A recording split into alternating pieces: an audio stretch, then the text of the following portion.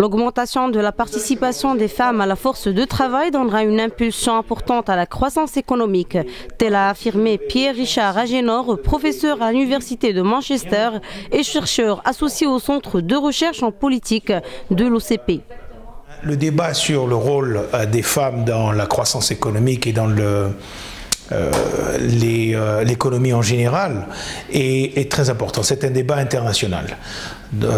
Pour les institutions comme la Banque mondiale, les Nations unies et le Bureau international du travail, il y a toute une série de rapports qui ont été publiés au cours des dernières années qui ont cherché à montrer justement que le rôle des femmes dans la croissance économique est important, et on observe effectivement une corrélation entre le niveau de revenu des pays et le degré d'égalité entre hommes et femmes. Alors, la question qui s'est posée, si vous voulez, pour nous, le contexte marocain en particulier, c'est qu'au cours des dernières années, le taux de participation des femmes à la force de travail a baissé de manière significative. Ce taux se situe à environ 25%. Alors, il faut noter au passage que le taux de participation des hommes a également baissé au cours des dernières années, ce qui suggère d'ailleurs donc des phénomènes sous-jacents communs, n'est-ce pas?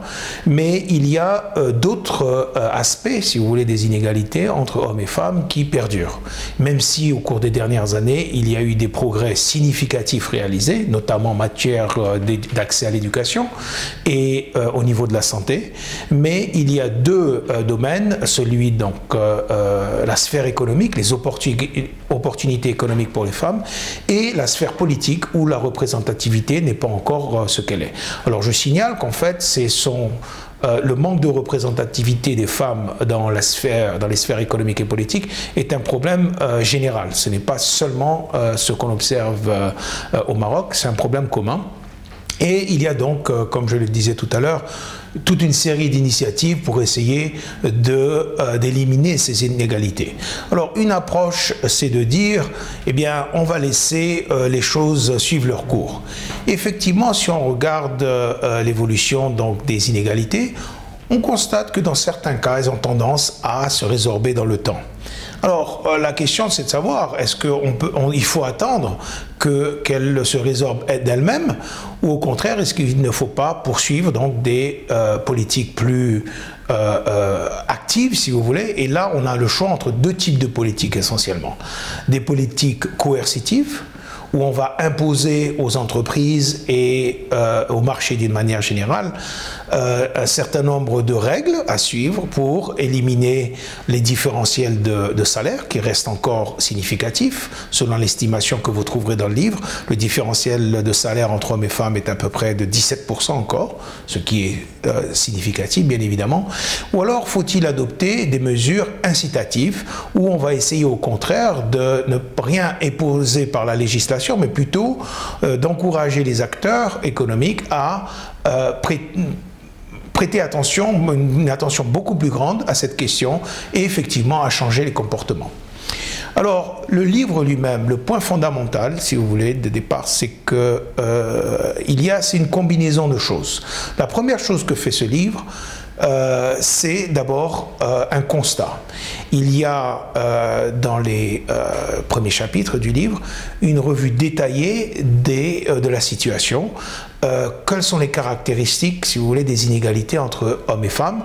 Alors, il y a les inégalités donc au niveau du marché du travail, les salaires, les différentiels de salaire, mais il y a également des inégalités au niveau de l'accès au transport, de l'accès au logement, etc. Donc, toutes ces données-là sont répertoriées dans ce document. Donc, déjà, le constat en lui-même est exhaustif et c'est le point de départ, évidemment, de toute analyse. À l'occasion de la présentation d'une étude intitulée « Égalité de genre, politique publique et croissance économique au Maroc », M. Agénor a souligné que le rôle des femmes dans la croissance économique est important, faisant savoir que selon plusieurs études réalisées récemment, il existe une corrélation positive entre le niveau de revenus par individu et la parité entre hommes et femmes, notamment dans le domaine économique. Alors, l'appareil statistique du Maroc est assez développé, donc ce qui nous a permis d'avoir déjà toute une série d'informations que beaucoup d'autres pays d'ailleurs n'ont pas sur la situation donc des hommes et des femmes. Le Maroc est à bien des égards d'ailleurs un pionnier au niveau des statistiques budgétaires. n'est-ce pas? La budgétisation genre est un phénomène qui se répand maintenant un peu partout dans le monde et elle a été établie depuis de nombreuses années ici au Maroc. Donc on a une base statistique déjà qui est très bonne à certains égards. Il y a des chiffres qui manquent encore, bien entendu, mais les statistiques, elles ne s'inventent pas d'elles-mêmes. On identifie des problèmes et ensuite on cherche à créer donc les moyens de collecte, si vous voulez, de ces nouvelles données. Alors justement, le livre permet là aussi d'identifier un certain nombre de lacunes dans l'appareil statistique et bien entendu, je pense que le travail va continuer au cours des prochaines années pour essayer de combler ces lacunes. Selon une enquête budgétaire menée entre 2005 et 2012, les femmes consacrent 7 fois plus de leur temps aux activités domestiques et seulement 10% de leur temps au travail contre 40% pour les hommes. Que nous avons, bien sûr, comme je l'ai dit tantôt, on a des informations plus détaillées au Maroc que dans bien d'autres pays sur ces questions, mais il y a encore des limitations. Mais je pense que vous aurez une analyse plus précise peut-être de certaines politiques. D'accord. Pour rester sur le plan plus général, je crois que ce que je disais au début de la présentation, c'est que ce qu'on a constaté pour l'ensemble des pays, c'est que souvent les progrès visant à réduire les inégalités entre hommes et femmes en matière d'éducation et santé sont assez rapides. En fait, si on constate, et de ce point de vue-là, le Maroc a fait des progrès indéniables. D'accord? Au cours des 15-20 dernières années, en matière d'éducation et en matière de santé. Il y a encore des problèmes de qualité d'éducation, bien entendu, dans le pays. Même au niveau de la santé, dans le milieu rural, il y a encore des questions qui se posent. L'accès à l'infrastructure, par exemple. On a des avancées considérables. Cette étude permet d'analyser l'impact des politiques publiques sur la croissance économique, notamment celles qui visent à réduire les inégalités salariales en encourageant les entreprises à rétribuer les hommes et les femmes d'une manière plus équitable. Et la situation du Maroc, encore une fois, est un peu celle que j'ai vue ailleurs, où, encore une fois, on a des progrès considérables en matière d'éducation et de santé.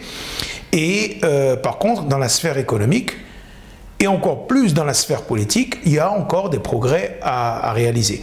Mais le fait de dire qu'il y a des progrès à faire, c'est déjà une première étape. Déjà comprendre qu'on a réalisé un certain nombre d'avancées, mais que le travail n'est pas terminé, et identifier les problèmes, c'est déjà une première étape importante. Et en ce sens, je pense que ce livre va apporter énormément au débat.